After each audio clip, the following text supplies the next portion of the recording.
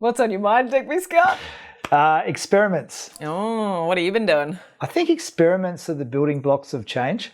The more we can be deliberate about the experiments we run, the more effective we can be in making change happen. And I think now is the time for dialing up experiments. God, I'm almost getting nervous that it's like getting past the time, and that if you haven't started like fiddling with things yet, that you're out of time. I agree. And I think lots of places are doing that. Lots of people are doing that. Why I'm thinking about this is I reckon we often learn after we've been through a whole lot of shit. But what if we could be deliberate about, here's what I want to go and try and test out, and then get really deliberate about designing an experiment to test that idea. Like, for example, what if we could work more remotely and have everyone be flexible? Well, why don't we try that out? Like, C-Trip and Stanford did an experiment. C-Trip is China's largest travel agency, right? And a few years ago, they did an experiment where they said, okay, we've got 16,000 employees. We're going to make half of them work from home for 9 months and see what happens. And they measured the whole thing in terms of productivity, engagement, and they found all this really useful stuff. That is one of the foundational case studies for the case for productivity, getting more productivity when you allow people autonomy to choose to work from home. I'm like, cool. So that was a deliberate experiment. Well, that's really similar to, what was the New Zealand company that did the 4-day work week experiment, and now he's like world famous for it? Yeah, Perpetual Guardian. Yes, Perpetual Guardian. Yeah. So that's another one, right? And so I guess what I'm thinking, now that you ask me, I'm thinking that how can we be a bit more deliberate in the future about experimenting rather than just have an experiment called COVID happen to us, right? And be on the front foot. I have a really firm view on this. Do you want to know my view on this one? So I've been working on my book Do I this have week. a choice? No. And the chapter I've been writing about this week is the decisions chapter, right? So one of the core capabilities or important areas to develop as a strategic leader is to be able to make good decisions, right?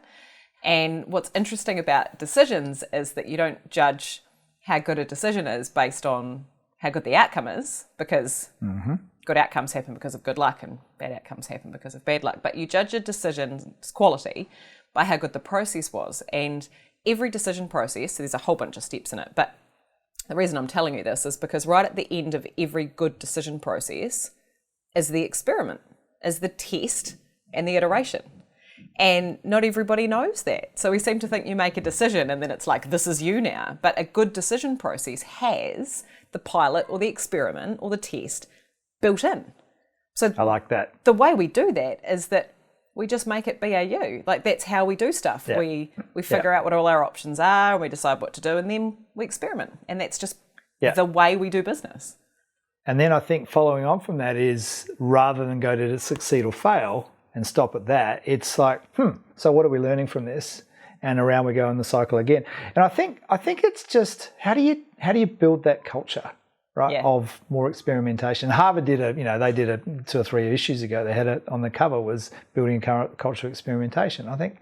I just cleaned my office today and I throw out all my Harvard Business Review magazines. I don't know how good you are with yours, but I make a little stack of mine and I'm like looking forward to reading those one day. And then 6 months later I go, what a mess. I throw them out. No, every 6 months I do that. I don't actually throw them out. You know what I do? In workshops, I have a bag. I have a red New World shopping bag that I have a pile of magazines in. Like, I've got Harvard articles, Business Review magazines, and I've got listener magazines and stuff.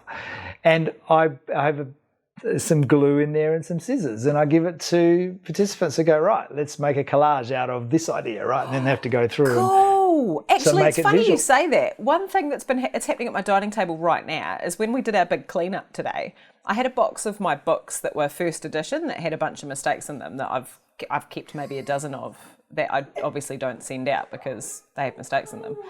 And I was about to chuck them in the recycling bin, and my teenager was like, no, you can't throw them out. I want to do something cool with them. What are you going to do with them?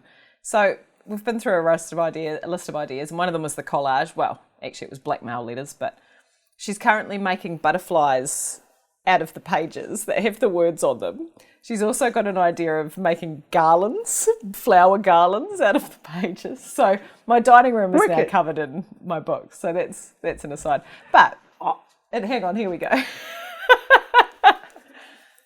Strategy to action butterflies. That is beautiful. Go, you guys. But I think the answer to the culture of experimentation thing is much simpler than we make it. And it's just you build it into the process. How do you create culture change? Well, you make a behaviour a requirement. You make it BAU.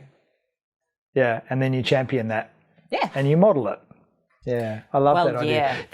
The reason I got onto it actually is because I've been reading this book called The 100-Year Life by Linda Grattan and Andrew Scott, and I love it. Right? I've read it before, rereading it, and just been reminded of that we are going to, if we live a 100-year life, then we are going to be experiencing a lot more transition in our life. It's not just like, we work and then we retire, right? One transition. We're going to have multiple transitions in our life in all sorts of domains.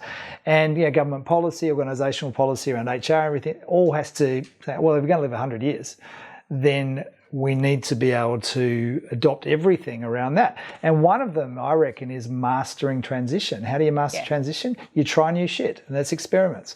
And so to me, it's one of those, they call it in the book a transformational asset. It's an asset that you need to be able to have for yourself. Ooh, a transformational asset? Is that the word you just used? Yeah, like you have financial assets, right? You measure those. You are so slick today.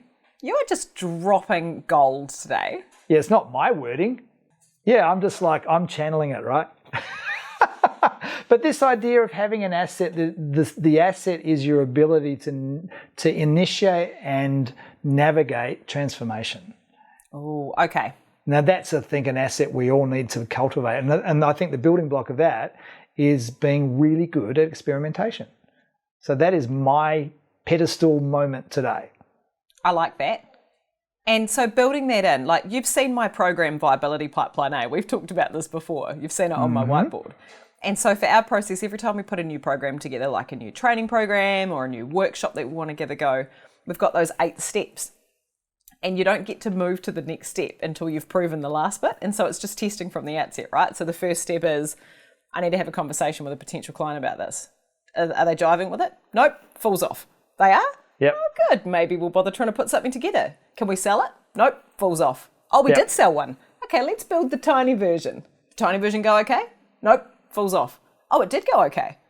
Let's build on this and try and scale it and sell it to other people. Oh, do they like it?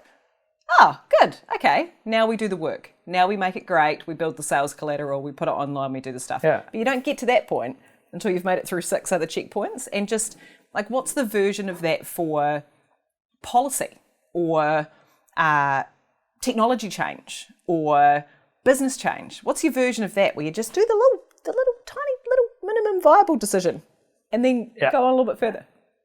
And you frame each one as a question which has an experiment behind it. Yeah. That's beautiful. I love that. Well, I like the idea that you just accept that a lot of what you do won't work. And so rather than thinking of that as, oh, I had an idea that was no good, you're like, well, that one wasn't for now. Yeah, and I think you just named one of the biggest hurdles, which is the fear of failure. Whenever I ask people, what's the barriers to experimentation, the word fear is usually in front of their answer. Fear of looking wrong, fear of failing. I've talked to you about this one before, and I like your frame on this one, which is just this idea of being curious. And so I'd literally had this conversation with my practice manager the other day where we were like, let's just be really curious to find what we got wrong. So I wonder what we didn't get the first time about this. We've just found out what we didn't get the first time. Yeah. Cool. I'm really curious to find out what else we didn't get. That's awesome. That's very cool. All right. So what can you be curious and open to? And how can you build the idea of experiments and minimum viable decisions into the way that you do business so that this isn't just something we do when things went weird for COVID or for some other kind of change, but actually just the way we work? We'd love to know about it. How you roll.